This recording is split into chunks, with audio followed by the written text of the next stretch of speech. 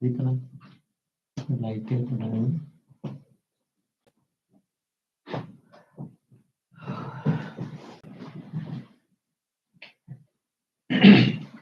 So please find a comfortable posture.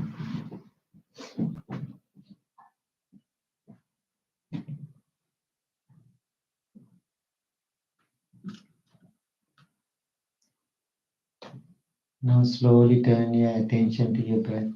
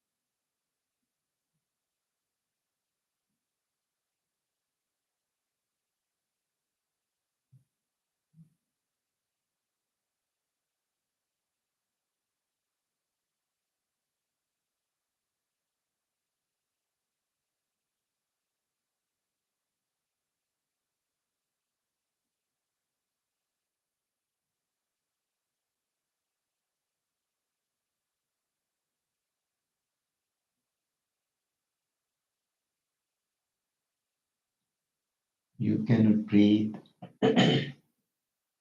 Last moment. You cannot breathe.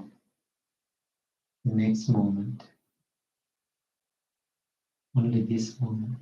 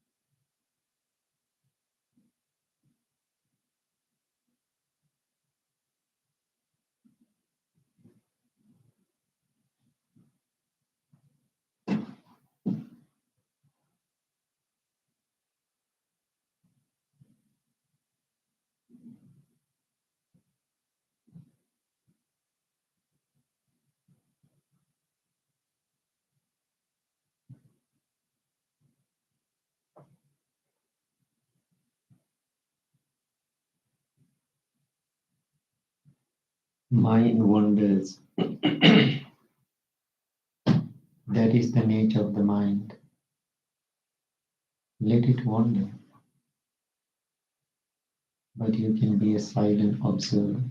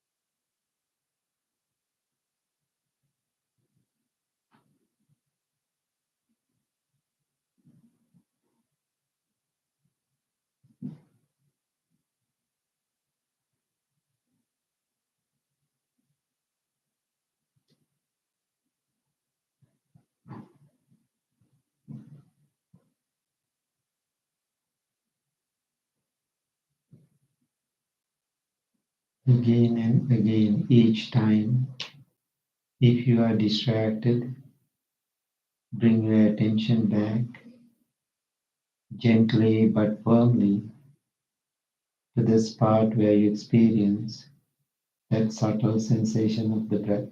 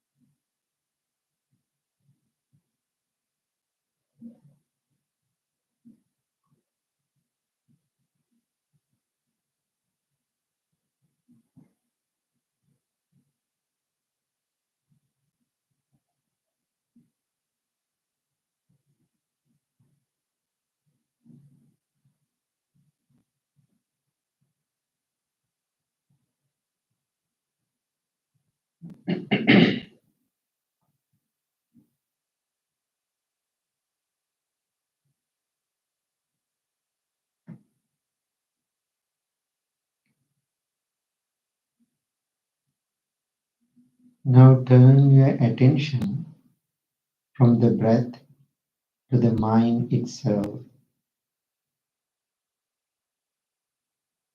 We change the focus of our attention to what's happening in our mind itself, to the uninterrupted stream of thoughts, images, feelings, and sensations occurring in our mind, but without intruding on the stream of consciousness in any way, without trying to prevent it or control it or to influence it in any way, with an attitude that is non judgmental, calm, and kind. We simply watch the mind itself. We watch this uninterrupted stream of images, thoughts, sensations, and feelings, but with an attitude of a calm observer.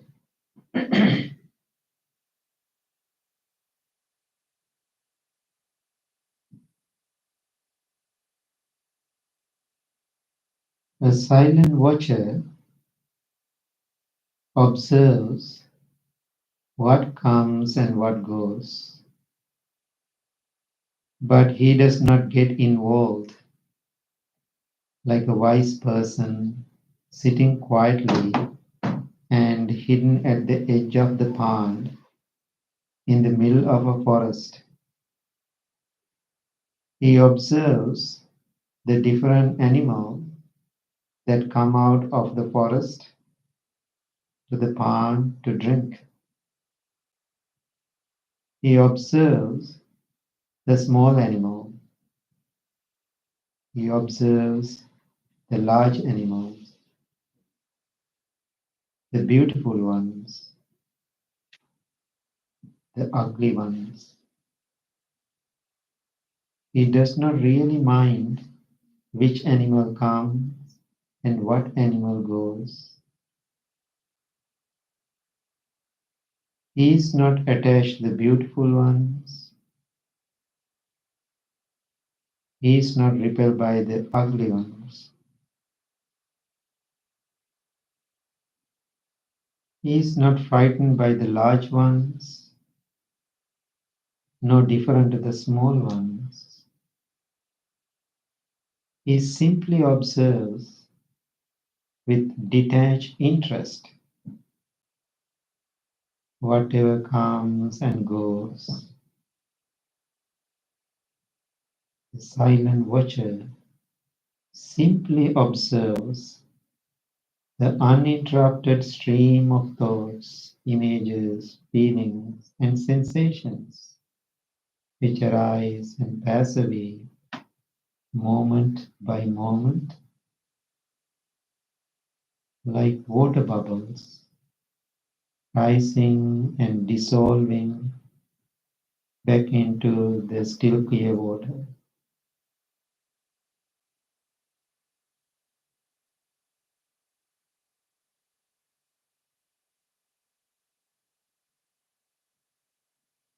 Notice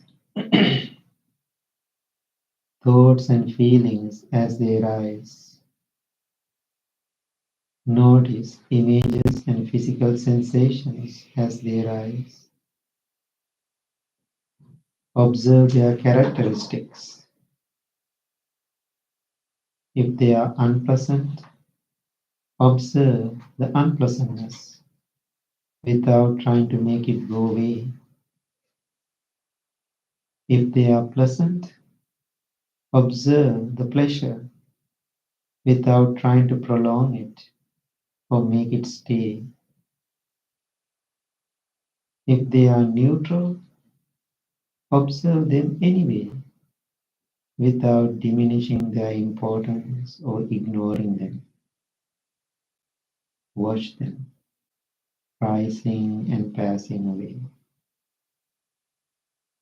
maintaining an attitude that is non-judgmental and respectful toward whatever arises in your mind.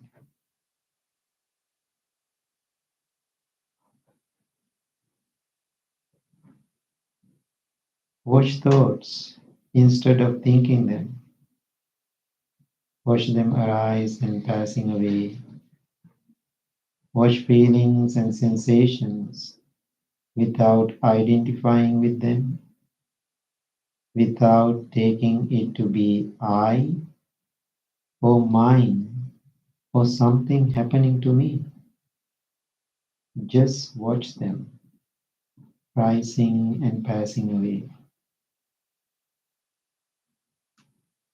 Sounds, smells, images, feelings, whatever experience presents itself to you briefly in the present moment and then disappears. Observe these without becoming involved in them, without reacting to them, without clinging to them, without pushing them away. When a thought or feeling arises as you watch it, understand that it has no substance, no permanence. It has risen and it will pass away. Watch it without getting involved and see how long it lasts. Whatever it is, allow it to arise and pass away. Don't grasp, don't push away. Just watch.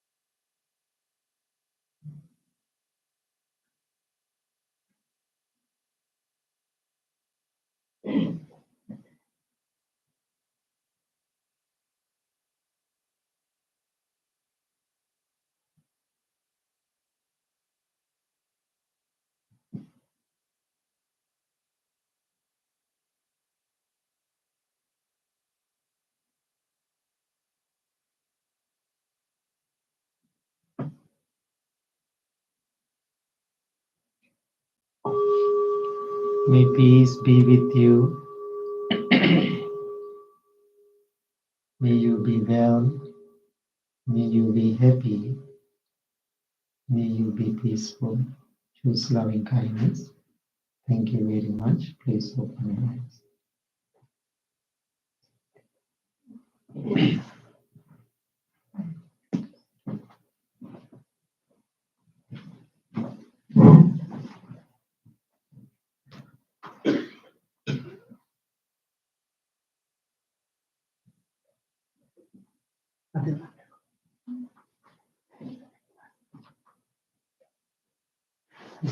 Good. Maybe you can reduce a little bit. Hmm?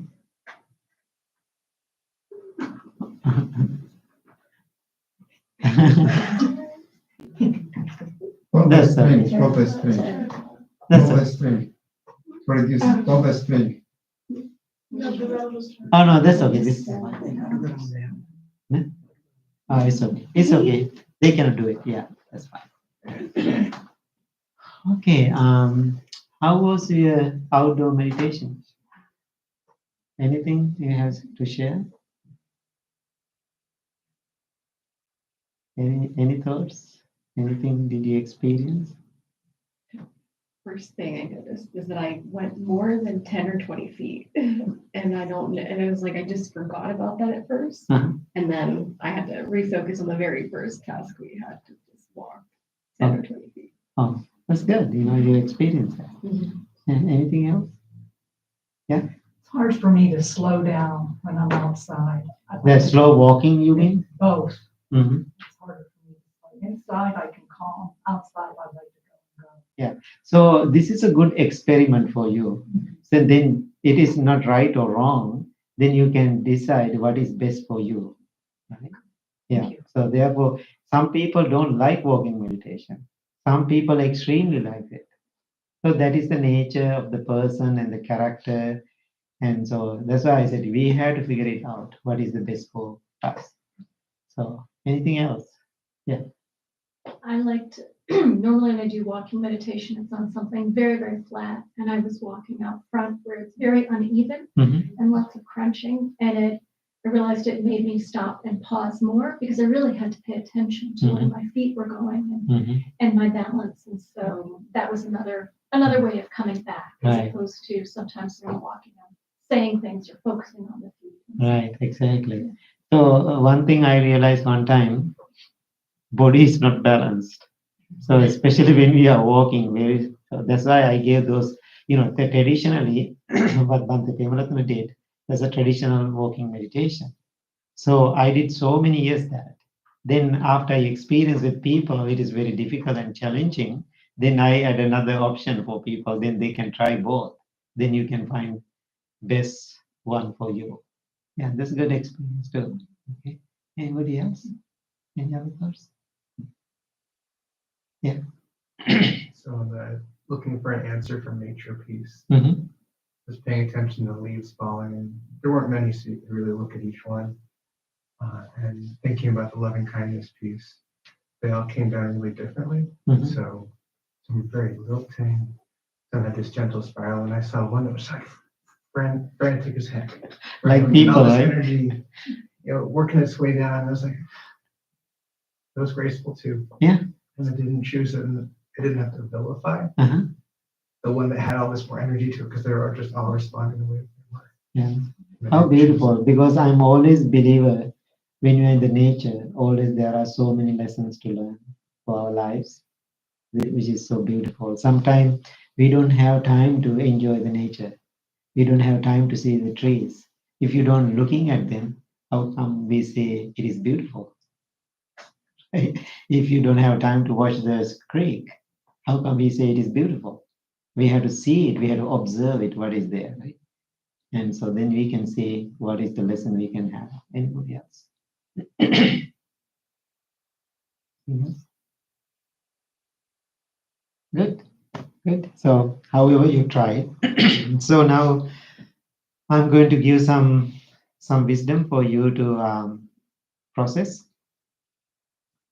So when people come to meditation, they are always looking for happiness. So my understanding about this word happiness, happiness doesn't work. Very sorry. So I experience happiness is not inside experience. Happiness is outside experience. What is the inside experience then? Contentment is the inside experience. So using our senses, we communicate with outer world. You see things, you hear things, then you label them like and dislike. Then when you like something, then you're happy. When you don't like something, then you're unhappy. So one time when I was in Phoenix, doing some classes and retreats, the morning after morning session, people said, local people, and they said, let's go to restaurant to eat. Then I went with them. Then still have time after lunch. Then they said, let's go for ice cream. I said, sure, why not? And I'm fun monk anyway. And so, American ice cream cones are so big from here to here, right? I can eat like a whole month, if, ice cream cone. So now I'm holding the ice cream cone. We all came outside because it's Phoenix. So now I'm holding ice cream like this. Now people holding cameras and taking pictures is fun for them. And so when I'm ready to eat it, somebody said, Bhante, say something, say something. Why they are holding cameras and videotaping? So then I said, happiness is look like this, holding ice cream. But contentment is not. Right? Now think about after this retreat, you are going for a dinner with your family, for example. You are so excited, go to the restaurant, maybe your favorite restaurant, maybe your favorite meal is there. You are so excited. I'm going to order my favorite meal. Very excited, very happy about it beforehand. So then you order your meal, then meal come out on the table is burned. It is not your expectation fulfilled. Then what will happen now? Disappointment. It means unhappy about it. Yeah. So happiness always come from some outside experience. Is come to us because of something pleasurable. But contentment is not. Now think about if you are happy, I know what to do. If I see if you are happy, I know how to make you unhappy. I can do that easily. I can say something, I can test.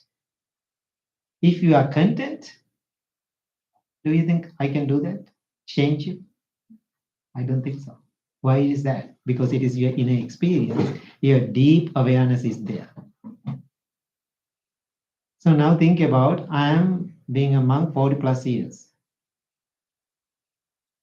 If you or somebody come to me and said, oh, Bhante, you are doing something crazy, stupid. Don't do this. Do something. Distro, go and find a girlfriend. Somebody say to me those things. Do you think they can sell it to me? I don't think so. Why is that? 100% I'm committed to this. I'm totally confident about this journey. Therefore, nobody can do that for me. Why? I'm content being in this journey. So contentment is like that very strong inside experience. So therefore, I'm asking you, don't look for happiness. Look for contentment. When you have contentment, you feel there's another English word what we use. Oh, I'm so content. What it means, I'm satisfied. So you are not looking for something else after that. So why people are keep looking more things? They are not content what they have. So now think about your life. When you are young, now I'm building up some conversation and story. When you are young, maybe your parents, maybe your grandparents, they said, work hard. If you want to have a good life, work hard, make more money, then you will have a good life. Some people in this country, I can see they are telling me the stories, they believe it. Then they work hard, they make more money. There is a man, he is now 73 years old. One day he called me and said, Bhante, I'm really emotionally down. I want to see you. I said, sure, I will come to the temple. When I go to the temple, I can see this man is a business owner, very rich. He has money. He's crying like a baby. Then I was sit next to him. I asked him, what's going on? I'm really upset and sad and mad for everything and everybody. I said, what is going on? Then he shared me a story. When I was 15 years old, I started my first job. My grandparents had the business. My parents had the business. They both parents and grandparents pushed me so hard to make more money. As a young boy, I was believing it. We all need money. I know that. Nothing wrong with that. So then I work hard every day. Now I'm 70, over 70. Now I have money. I always believing if I have money, I'm safe. I know there's some benefit having enough money. It's wonderful, right? Have that safety, which is great. So what happened? Why I'm going through this emotion right now? I was sick. I have a heart issue, heart problem. Then I was thinking, Bhante, nothing to worry. Why? I have money. So therefore, I go to Chicago and big hospital, like a rush, and I will fix myself. I went to the hospital. I talked to all the doctors. They couldn't figure it out. Then I came home. I talked to my wife. Wife said, "Don't worry, it's okay. We can go to the most expensive uh, hospital, Rochester, Minnesota, Mayo Clinic. Why? We have money." Then group of doctors, nurses, therapists, and everybody checking on him like few weeks. Spent lots of money. Finally came out, couldn't figure it out. Now what is going on? More stress, more sad. So then he realized, I'm so angry right now. I'm angry with myself. I'm angry with my money. So then first time he felt my money is useless. Useful and useless same time. Then he was telling me, now I'm sitting, before you come here, I am sitting in front of the Buddha. I was looking at him. Whatever I feel right now, peaceful being here in this meditation room, that experience I cannot have using my money. That's why I'm more disappointed with my money now. Now think about your life here in this country. I was reading a magazine published in Australia. It says, I don't know if it's true or false, but it says 60% of the world wealth in the United States. All other 40 all over the world. If you believe all the material things is our ultimate happiness, this nation has to be the happiest nation in the world. This is my country too now. So we all know we have everything, but still we have lots of issues when we compare to other parts of the world. Other parts of the world, they have their own issues too, but when we compare the other parts of the world, and here we have more problems here. So that means people were thinking if I have enough material things and everything will be fine, but it is not. It is something to think and consider. It's very challenging, very difficult, very painful. Now what we are going to do then? So when I was, every year I'm coming to Pennsylvania, I'm going to teach in the Penn State. Now I think last 10, 12 years I did that. And so one day I gave a talk, Penn State, for the student. One student said, Bhante, whatever you said is perfectly right. We are so spoiled. Even we don't have time, we are lazy. You know what I want to tell you? There is a church somewhere in Pennsylvania, drive-through church. Can you believe that? Drive-through church? Then I said, what? Drive-through church? Yeah, somewhere in Pennsylvania. He said, if you don't believe it, I will take it tomorrow morning. I said, no, thank you. Now I believe you. So now think about your life. If you don't have time to make coffee in the morning, what do? Go to the Starbucks drive-through. How comfortable. If you have credit card or money, you can go drive-through and you can get everything, whatever you want. Now people are smart. Drive-through church. Why they don't have time to go to church? Maybe they are lazy Sunday morning. But if they don't go to the church, they feel guilty about it. So what they are doing, church was smart. I asked how is it work? So they said there's three buttons like a bank. They push the buttons, put the credit card or cash, suck in 10, 15, 20, whatever number they donate. Then according to that number, they can hear a sermon. That's what that boy told me. You know, I love to make the joke. I said, wow, that's a great idea. I said, right? I said, wow, that's a great idea. My temple is in the perfect location in Woodstock, Illinois. I'm going to start drive-through mindfulness. I said right away in front of all the students, like 200 of them. Then everybody started laughing. Do you think I can do that? I don't think so. I made the joke. How about drive-through mindfulness? It doesn't work that way. I had to sit in front of people like eye to eye, person to person. I had to talk, I had to explain. I want to feel your emotion, your thoughts, what's going on in your mind. Then we can communicate and understand. That's so now when we have all the material things here in this country, people think we are fine. It is not. I was in a health food store. It's very interesting. Before the class, I had a little time to walk around the health food store. It's fun to keep looking at all the items. You know, we can see in the health food store. When you go to the health food store, how do you feel? So many cool stuff.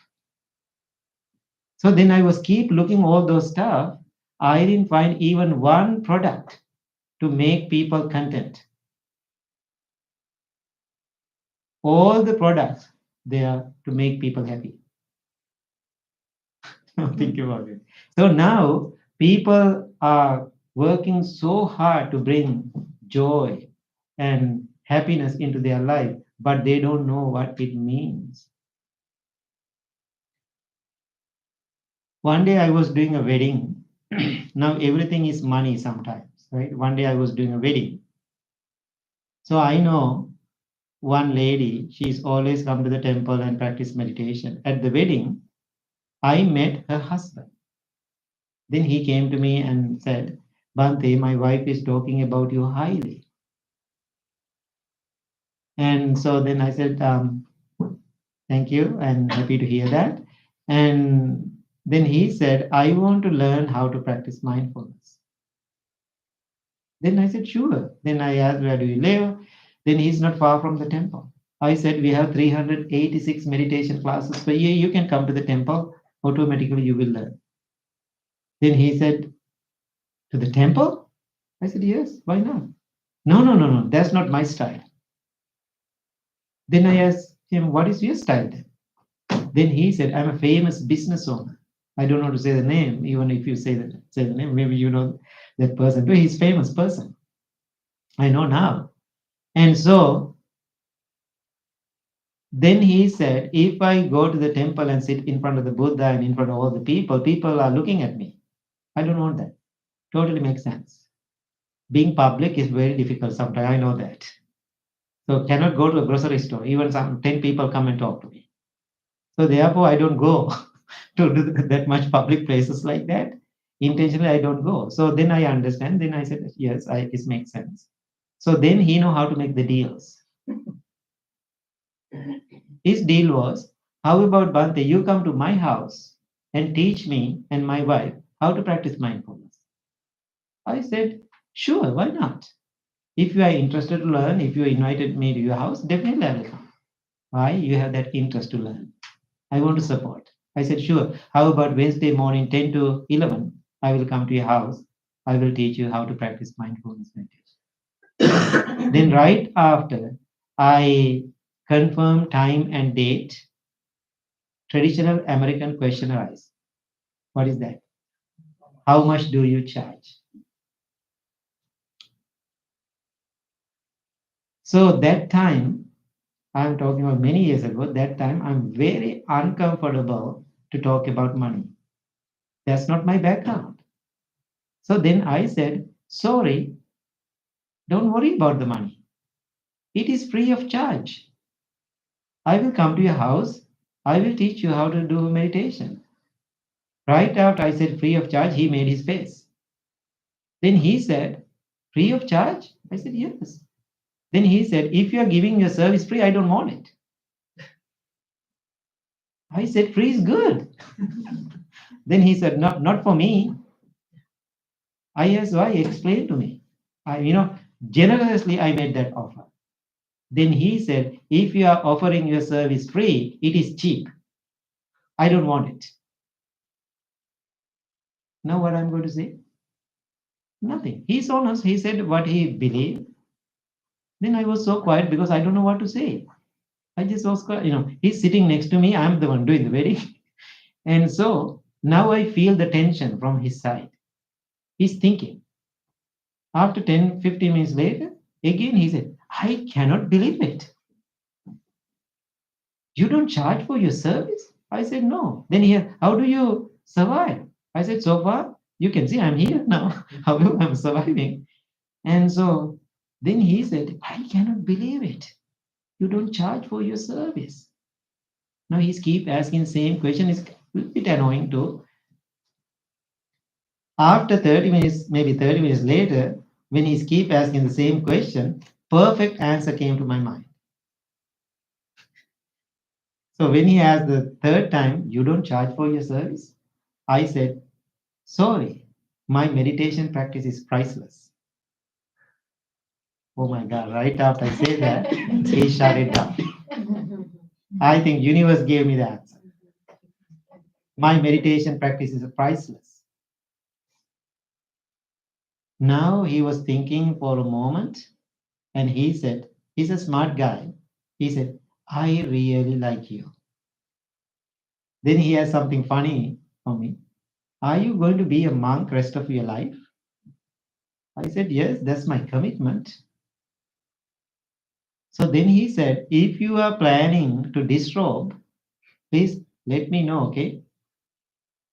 I asked why. You can join to my business. As a business partner. I was laughing. I said, thank you so much for the offer. I will keep in my mind if I need that help.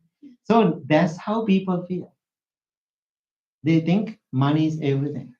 So then I was teaching meditation for almost 3 months in that house.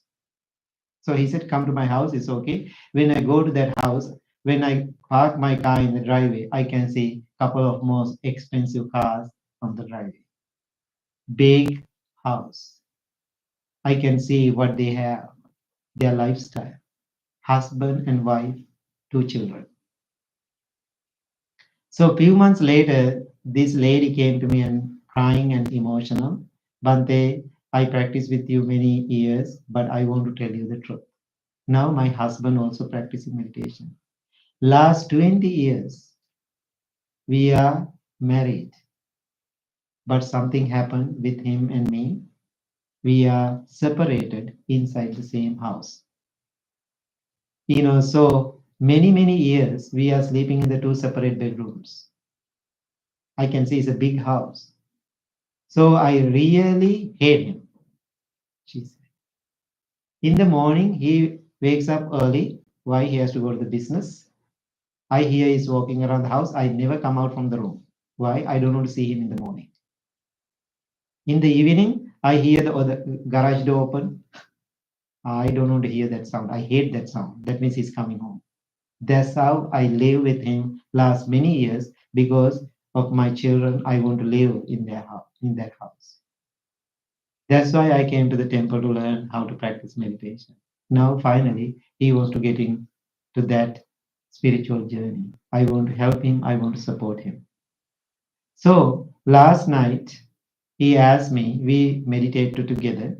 He asked me, I'm very sorry what happened in life. Therefore, please forgive me. I have some tools now. I really want to work on it. Please give me one more chance to try. Then she was thinking the same thing. Then finally, they came to the conclusion they are going to live together again. Then he made the proposal. Please go and ask Bhante. We want to redo our vows. Please ask him to do a private wedding ceremony. They are already legally married. They want to come together. I did that too. So now these people, every year, they are building 2 homes in Sri Lanka. So now I'm a kind of their family monk. When they are going for the big vacation or something like all this, they include me. One time we whole family with me, we were in New York City. We are having a little fun. So then one day I said to him, my friend, you are working so hard to make money. Now you have enough. Just stop. Enjoy your life. Then he said, yes, you are right, Bhante, I have enough, but I'm working hard. Still, I'm working hard. Do you know why I'm working hard? I know how to make money. So I have that skill. So therefore, I want to work on it. Why I'm making more money now? Not for me. I want to help the world. Now think about the power of the meditation, power of understanding about life. Therefore, money is not something bad. The problem is the mind.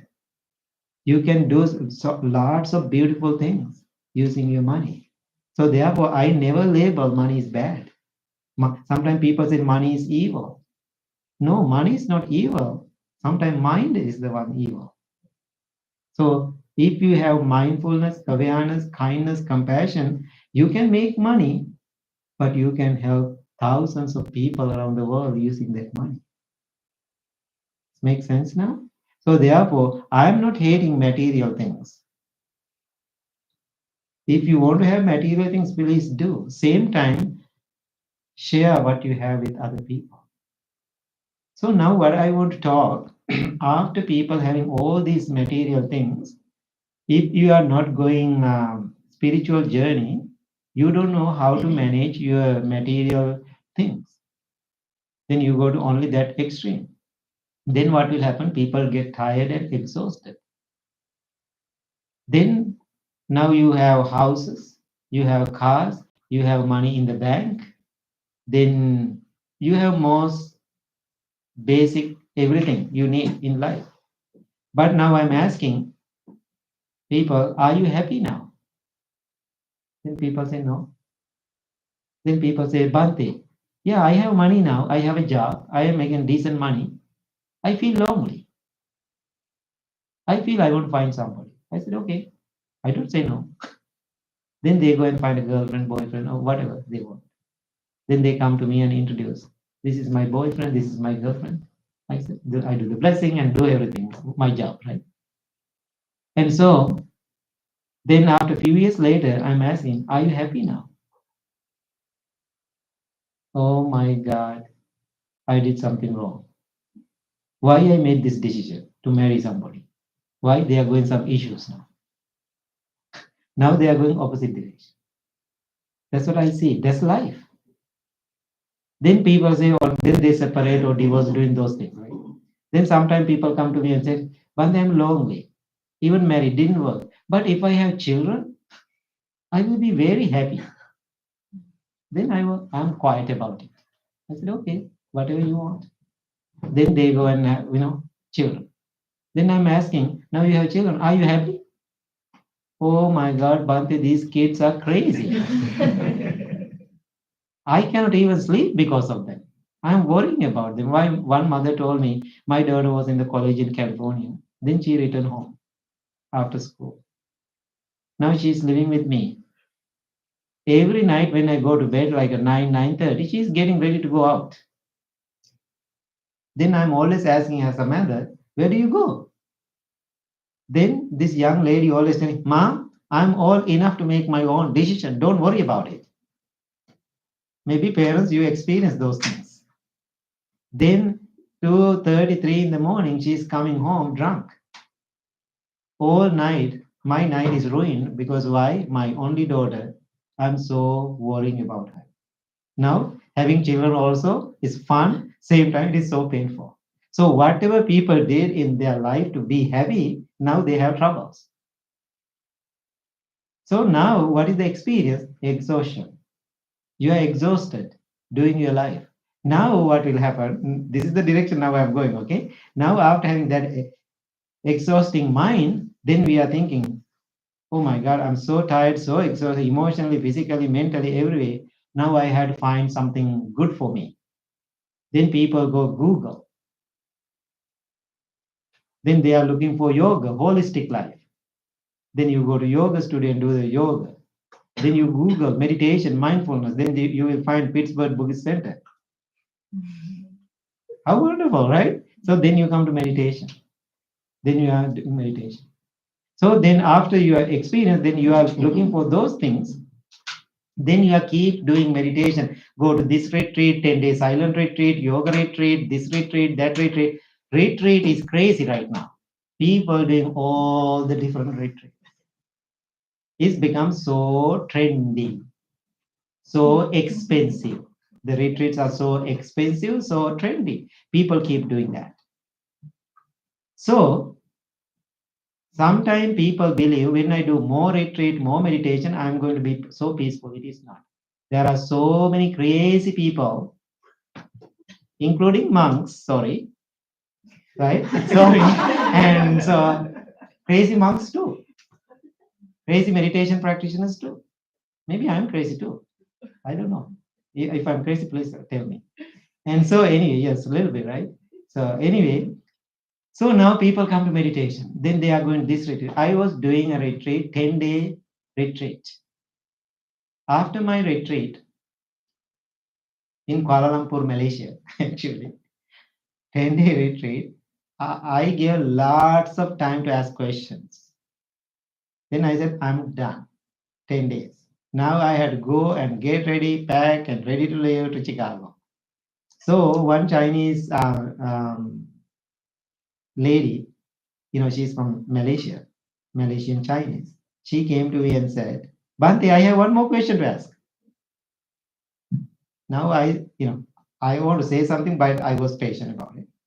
And then what is that? I did 10-day meditation with you.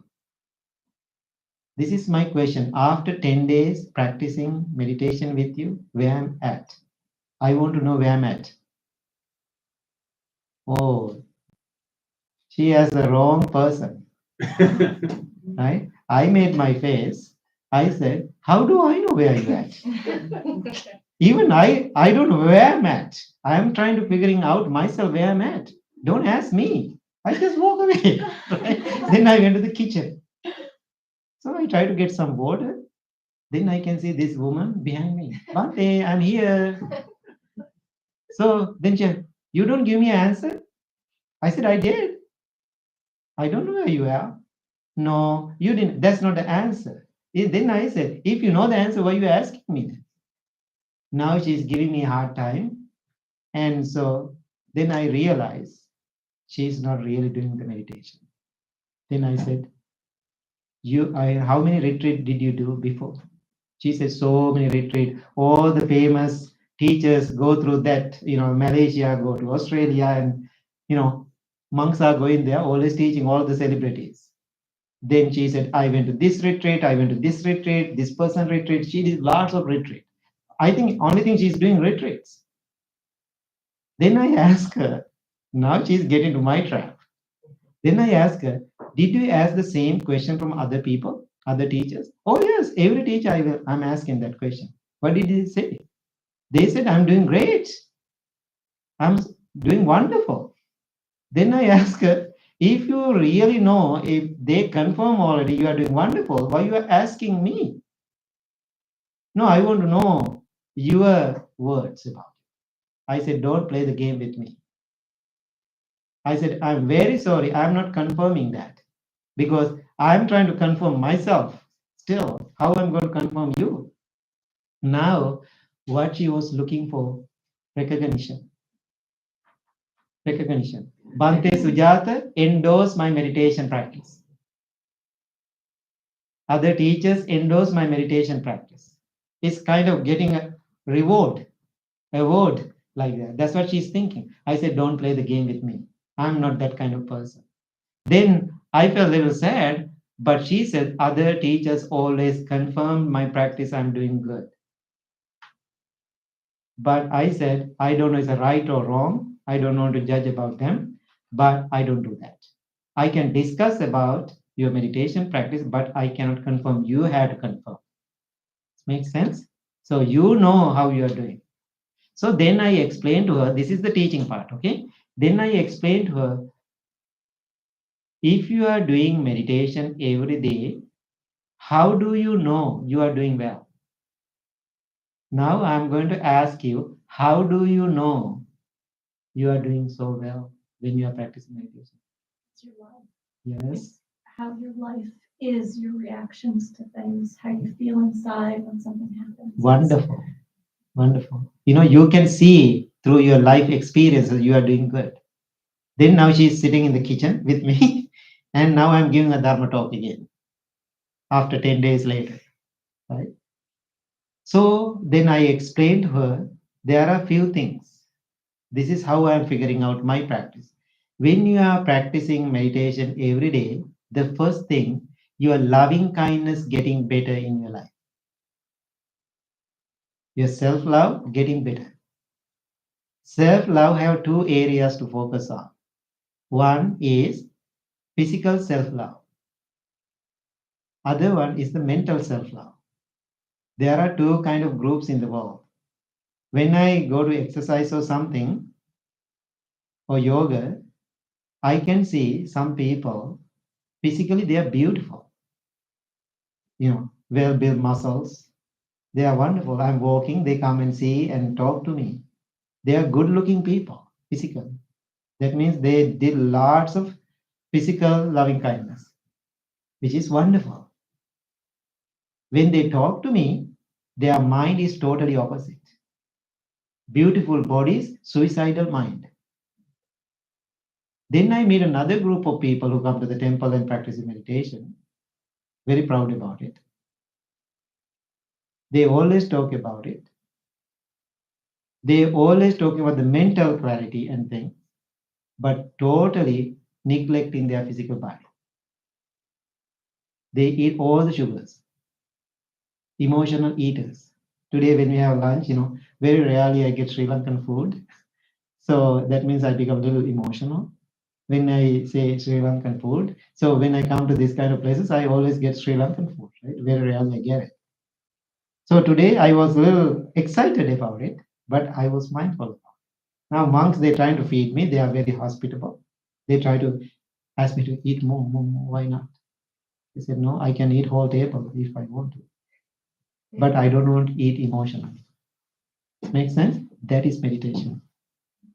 That is meditation. So therefore, your physical loving kindness and mental loving kindness go even, balance. If you are not doing those two things together, your meditation is not successful.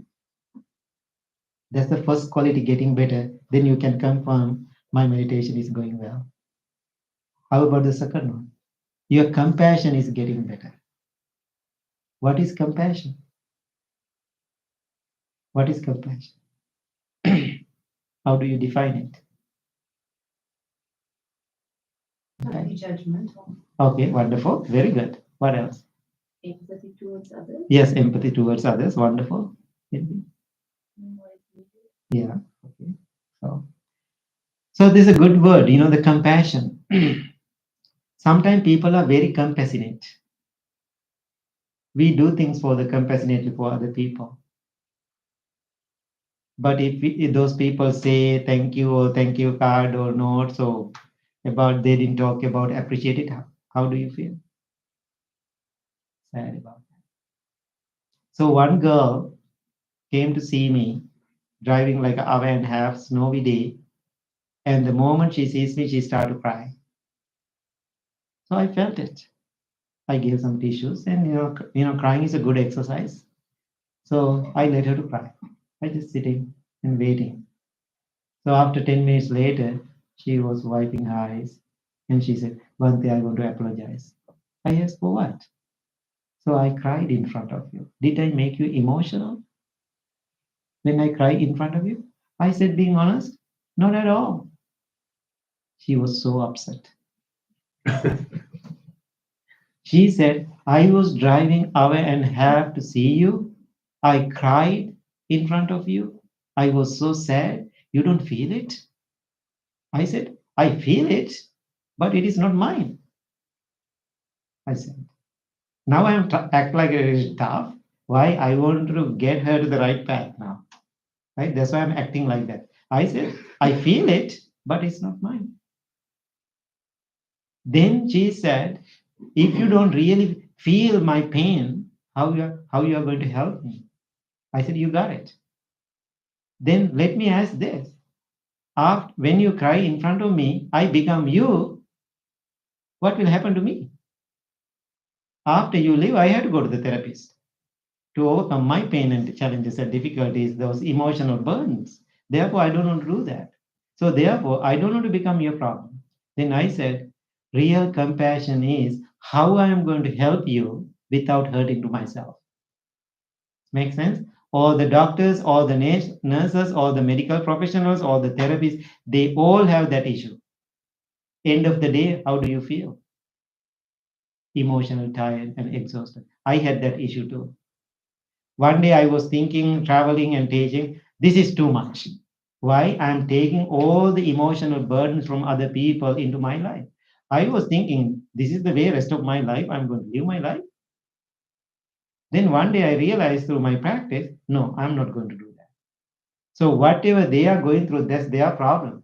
But I am so aware about it, then I'm concerned how I'm going to help them lovingly and kindly without hurting to myself. The analogy, now think about we need the fresh air. So if you need the fresh air, you can go outside if you want. If not, we have to open the window. When you open the window, like a summer days, what do? Just open a window? What? You put the screen, right? When you open the window, you put the screen. Why you put the screen? You don't want mosquitoes. You don't want the bugs inside your house. So same analogy what I did. So I see, I feel her problems. I didn't take it as my personal issues. I'm kind, I'm mindful, I'm respectful, I'm listening to her, but I didn't take it to me. Make sense? So that is called the real compassion practice. So otherwise, you cannot help other people. You feel tired. So that quality also getting better in your life when you practice meditation. What is the third one? Sympathetic joy. It is called the appreciative joy. That means opposite of jealousy. If somebody got a brand new car, maybe you have a very old crappy car. Sorry that word. So then you can say, I'm so happy for you got a brand new car. I'm so happy for you. Your best friend got a PhD. Then you can say, I'm so happy for you. I'm enjoying it with you. You got a brand new car, the house. I'm so happy for you. Most of the time people go in opposite. Why then? Why I don't have it? So in the Buddhist teaching, we call rejoicing together. So something good happened in somebody's life, we go and enjoy it with that person. That is we call the sympathetic joy, appreciative joy. That quality also getting better when you are practicing meditation. The fourth one, what you said, I think you or somebody said, equanimity. What is the word you said? Equilibrium. I was thinking of the story you were telling us. I'm thinking that's the challenge of equanimity, is having that concern and compassion Right. without taking it into yourself. Yeah, most of the time we are taking in. So I think I'm doing really well now. with that quality and practice. So the next quality, the fourth quality, that equanimity practice is going really well when you are practicing meditation. That means keep yourself balanced, even. What is the nature of our life? Our emotions, up and down, going like this, up and down, up and down. It's called the bouncing back and forth, like a roller coaster. When we go first time in the roller coaster, did you do that? Roller coaster? How do you feel? Fun. Then second time, maybe you can do it. Third or fourth time, you feel tired, you want to throw up. That means, physically it's really difficult. So our emotions also like that. Always coming, always we reacting to them, always bouncing back and forth. Those emotions. So during our meditation, we can balance them. I will tell you an example. One day I was middle of the downtown in Chicago getting ready for the meditation. I got a phone call. I answered before the class. There's a man from Wisconsin, one of my students, long years of practice meditation. He asked me, Bhante, emotionally I'm down today. I said, I'm sorry, I understand that. So could you please come to my house today to sit with me? Then I said, my friend, I finished my class 9 o'clock at night. Then I was listening to his story. It is not life-threatening challenge he is going through. He can handle it. He has some tools. Then I said, sorry, it doesn't work. Now I know how to say no. Thank you. You train, right? I know how to say no. I said, doesn't work today. If I come to your house, maybe 2 in the morning, can you believe still he said, it's okay. I said, not okay. I cannot. I want to sleep. I want to rest. I said, no, it doesn't work today. Now he's keep asking and keep saying no. This is what he said. He said, you are the most unkind monk I ever met. He hung up the phone. Now what I'm going to say? Nothing to say. I just laughed. Why? That's not my problem. So then I did my workshop. Then I returned to the temple. Next Saturday, I was teaching meditation at the temple like this. Then I can see this man is sitting in front of me. I'm totally fine with that. Then after meditation, I get up. I went to the social room. Then he came to me and said, Bhante, I want to apologize for other day what I said. Then I asked, what did you say?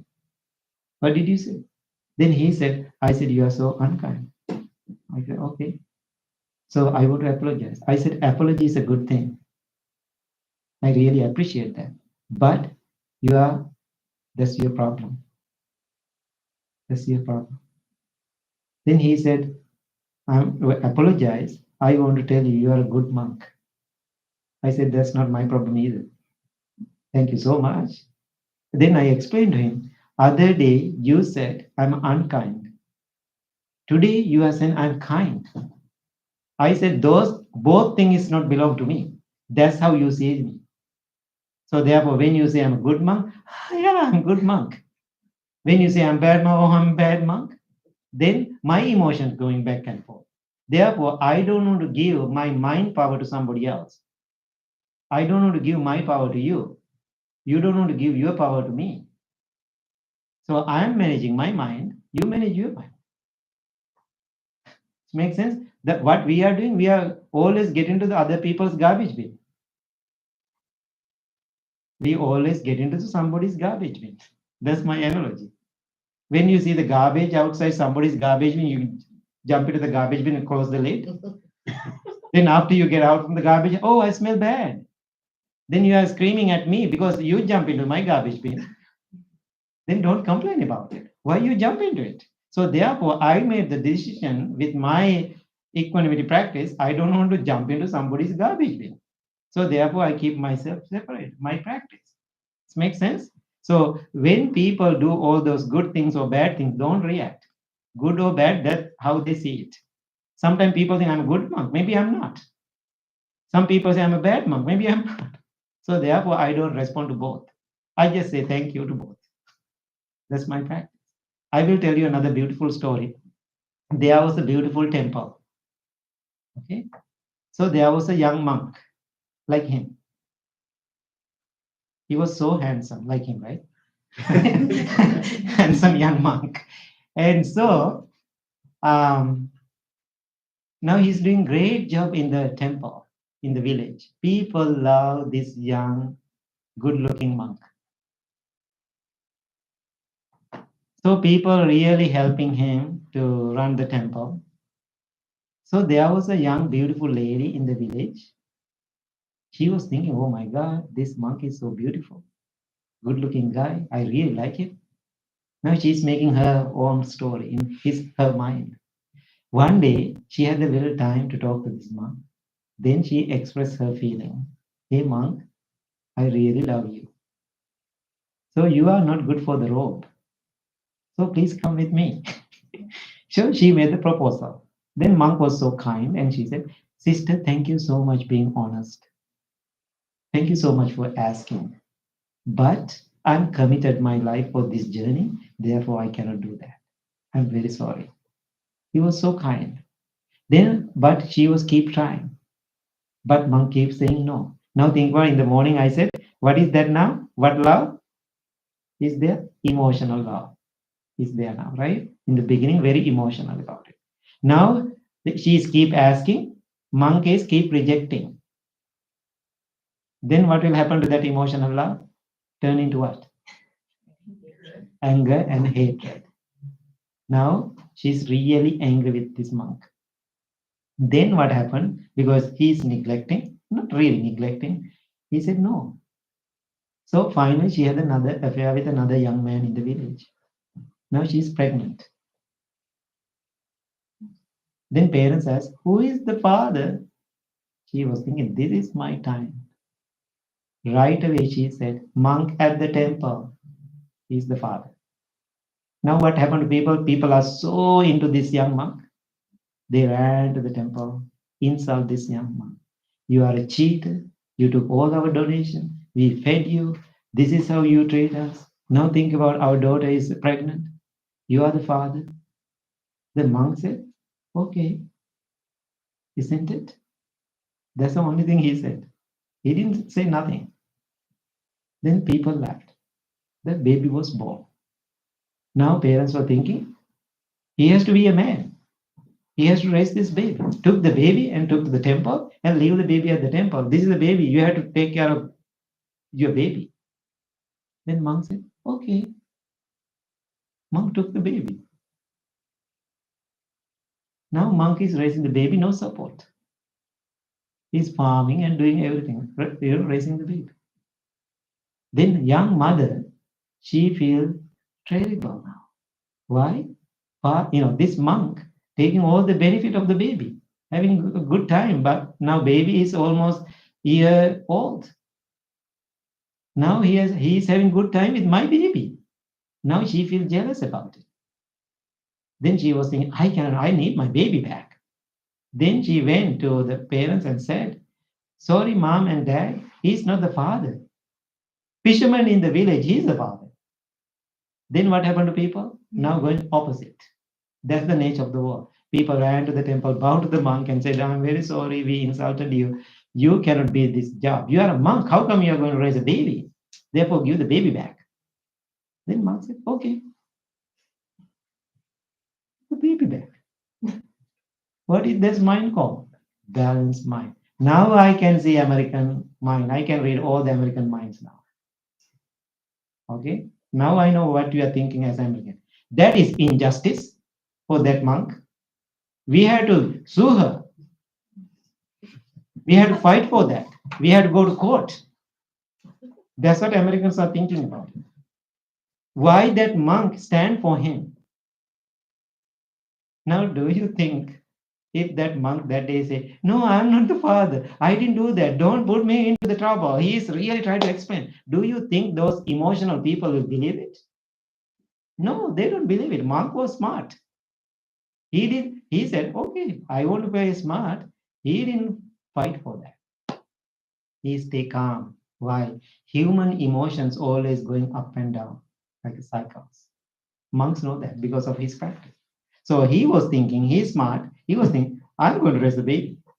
Better than beating me up. How wonderful. Now he gave the baby. So now I'm asking, can you come to that mindset? with your practice. How powerful that mind. So that quality also getting better. I was telling these young monks today, I get a lot of criticism. One time, somebody opened a Facebook page for me under it says anti-Buddhist monk because my nature, the way I am working beyond the traditions. I do the traditional thing when I am in that traditional background, respecting to that tradition. Otherwise, I don't do all those things where I am. I always adapting to the, without losing my practice.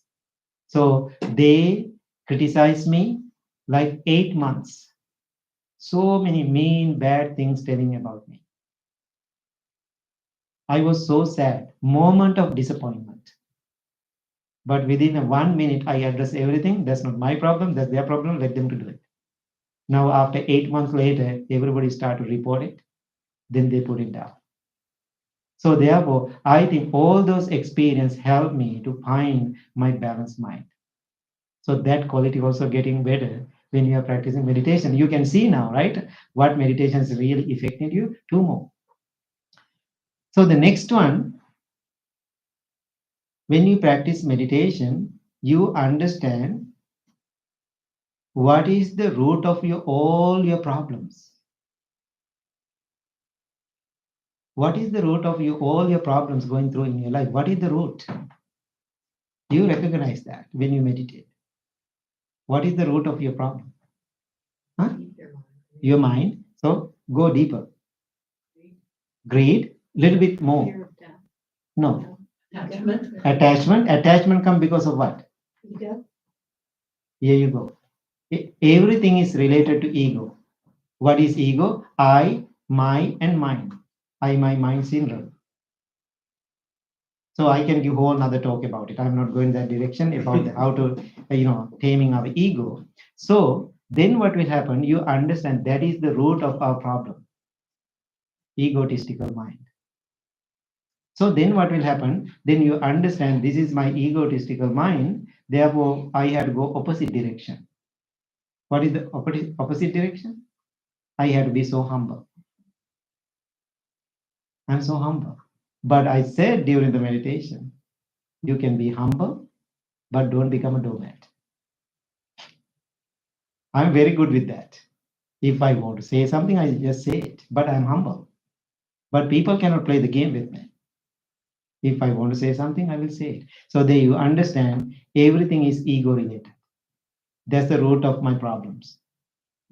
Then one last thing, when you practice meditation, you understand true nature of life, which is, what is the true nature of life?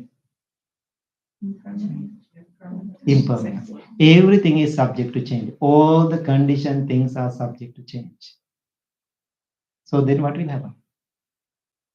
After you understand that, you can have fun. That's fun, right? Everything is subject to change. So therefore, I'm asking today, can you die now?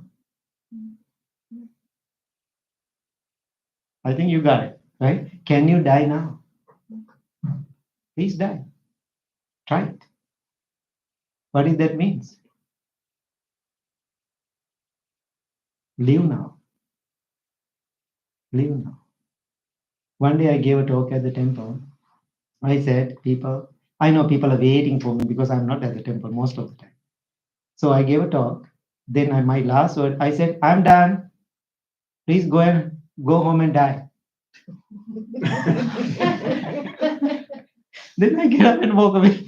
That's it. That's my last word. I know I want to get that attention from the people for the teaching. Then I went to the social room. Somebody came to me and said, Bhante, we are waiting for you every day. You are traveling all over the world. And when you come to the temple, we are waiting and always full house at the temple. So you are giving great Dharma talk. End of the talk, you put the bar. Then you ruin it. So you asked me, you asked us to go and die. I said, yes, I did. Go and die. I'm so confused, he said. I said, I'm very happy if you are confused. I'm not here doing retreat to make you happy. I want to see you are confused. end of this retreat. Why is that? I want you to think more, to understand about this teaching. So therefore, my goal is not to make you happy. But if I have a goal, my goal is to make you content, not to make you happy. So therefore, I said, go home and die. Then he laughed. Then he said, is it okay? Later I will call you. I said, if you want to, that's okay. Then he sent me a text message, can I call you after 1 hour later? Then he said, Bhante, thank you so much. I got it. I asked him, what did you get? That means you asked me to go and enjoy my life, right? Live my life. I said, yes. If I say, oh, go and have fun, live your life, you don't get it. I said, go and die. So then I said, living and dying is interconnected. To live, you have to die. To die, you have to live. So that's how I see my practice. So therefore, I prepared my mind to die.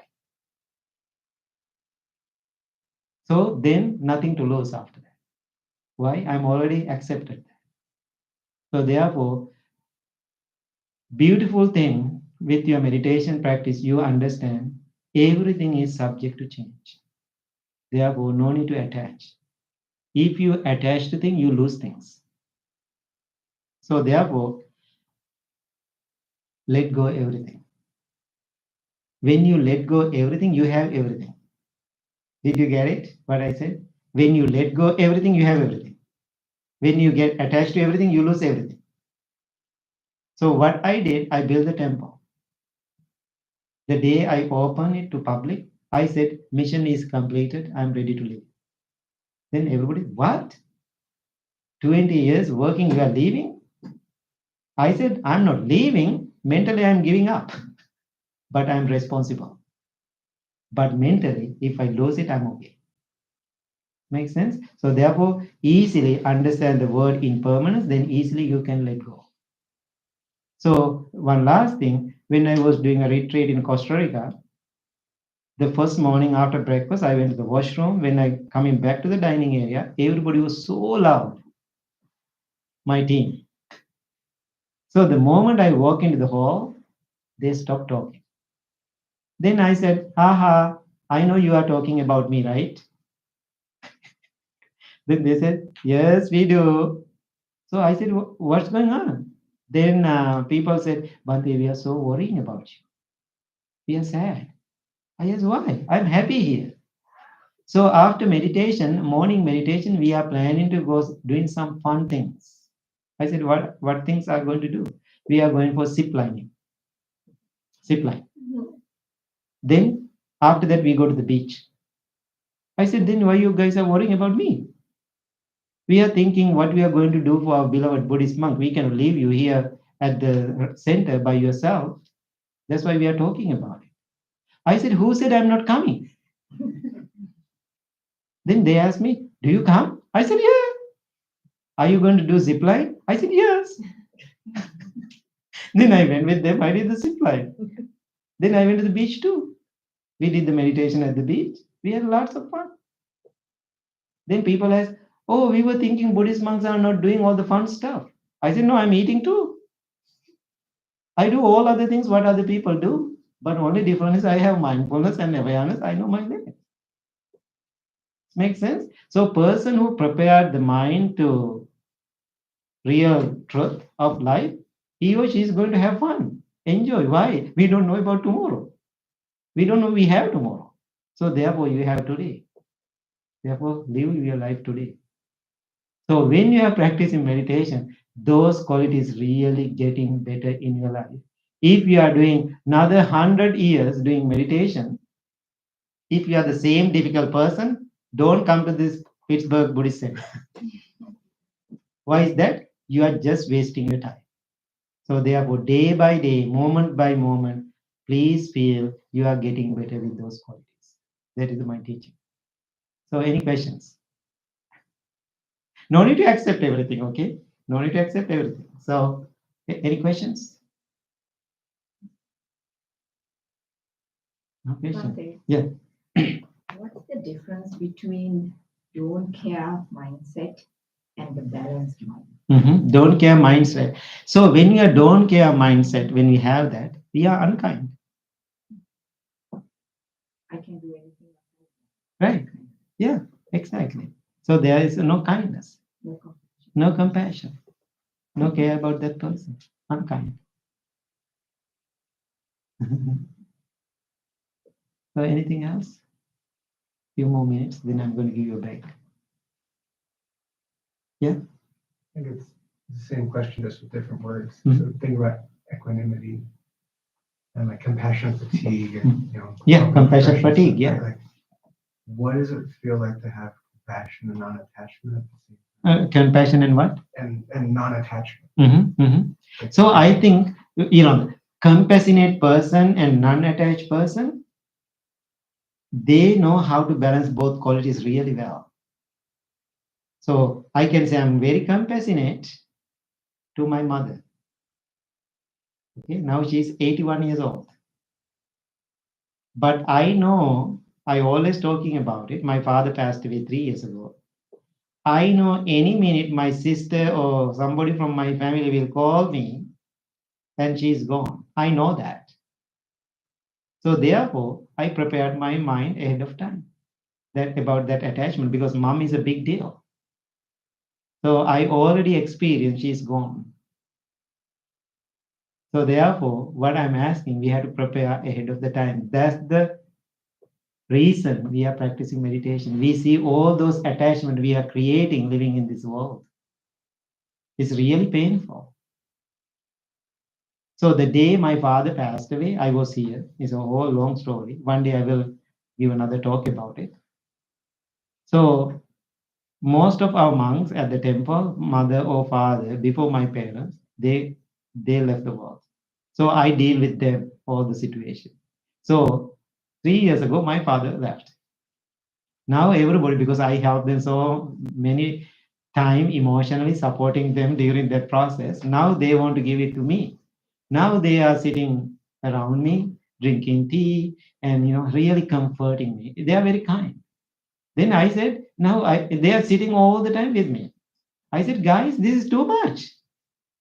Please go and do your stuff. I'm fine. Then I was taking a shower and get ready to go somewhere. Then they, where do you go? I said, I have evening class. I have to go.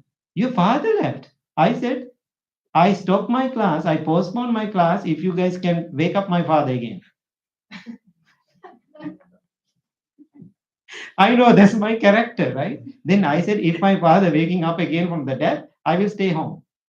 I know he's already gone. So therefore, name of my father, I go to the meditation place. I will teach my meditation. I transform merit for my father. That's what I did. That is the practice. If you are attached, oh, my father is gone, I can cry too. I had some tears. That's normal. So therefore, life is short and precious. That's why we have to enjoy it.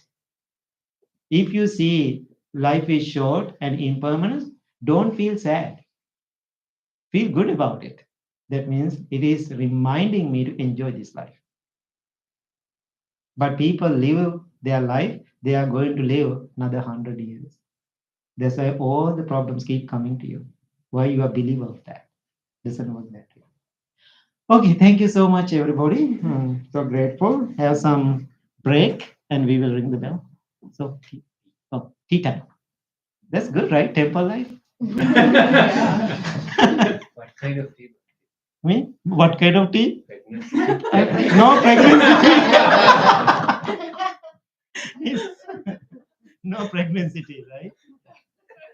If you have tea for enlightenment tea, that's better. Oh, retreat over tea. Yeah.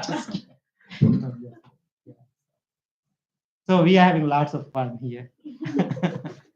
So everybody can stand up.